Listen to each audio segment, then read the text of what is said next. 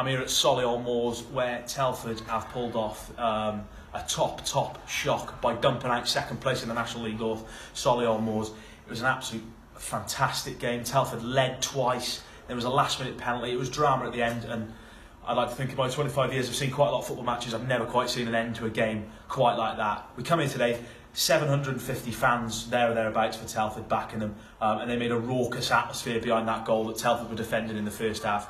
And a few people have said, the Telford players come off before the game, they clapped the fans, and it looked in their eyes that they thought they could get something here today. Solihull are no mugs. Tim Flowers' men are up the top of the National League, pushing Wrexham all the way for a Football League place next season. But Telford come here, they rode a little bit of early pressure, a couple of half chances, but then they settled into it really well, got themselves in front after 25 minutes. Steph Morley with that great cross from the left, and Mario Morgan-Smith with his third of the week, headed down and past the goalkeeper Ryan Boot. So 1-0 at the break. They had a couple of chances late on as well. A shout for a penalty kick as Sutton lashed a volley in with just a minute before the break, but it was judged not to be handball by the referee. And more on handball sort of later in the video. They played a massive part late on in the game. Into the second half, Telford come out, and again Sutton headed wide after 3 minutes of the second half. It could have been two there. Udo had a couple of chances. Darryl Knights pulled a tremendous save out of Ryan Boot with a rasping effort about 20 minutes from time, and as the chances built up, you always sensed that Solihull, being the side they are, they would carve out a chance, and they did just that. It came out of nothing. They didn't really have clear-cut chances in the game, and that was credit to Telford and to Phil Traynor and to Gavin Cowan, because they're sticklers for looking at the finer details, and they did their homework on Solihull today, because they're no mugs, as we said, Solihull. But Jamie Osborne was a little bit of a threat throughout, and he jinked inside past a couple of players with 15 minutes to go, and lashed past Andy Wycherley.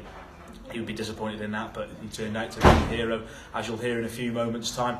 Telford, it looked as if it was going to go for a replay. I think the fans would have taken hold in Solihull and taken it back to Telford on Tuesday night. But just a long, hopeless ball over the top as they soaked up some late pressure. Was completely miskicked by Ryan Boot. He came out as an air shot, and Daniel Udo took it down. He took a touch, held off the defender, and it was difficult. It was an open goal, but it was difficult from an angle. Slotted it home, and then Telford fans went absolutely wild behind the goal. And they were sent, and they were 180 minutes from Wembley. 5 minutes of added time came and went.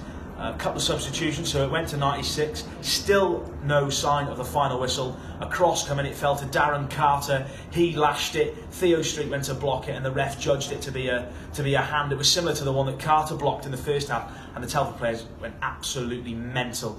And the fans and the bench did really. It was a tough one, and from point blank range, I don't really share the referee can give it. It was a really poor decision. Personally, and I think a lot of people in the ground would have thought the same, but it was a penalty. The referee was dishing out yellow cards then like they were going out of fashion, all for dissent, some for Solihull, some for Telford. Brendan Daniels was already on a yellow. He'd only been on the pitch 20 minutes. He was given a second yellow. We just found out now after the game it wasn't for dissent, it was for scuffing up the penalty spot. I've never quite heard a yellow card for that in my time, but he was sent off.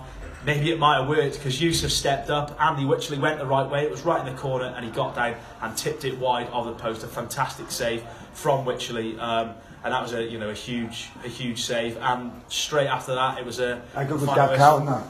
The manager there, Gav Cowan, and his bench and his players went absolutely wild. And the full-time whistle went, and Telford deserved that. It was late on. It was dramatic as they come, but what a win.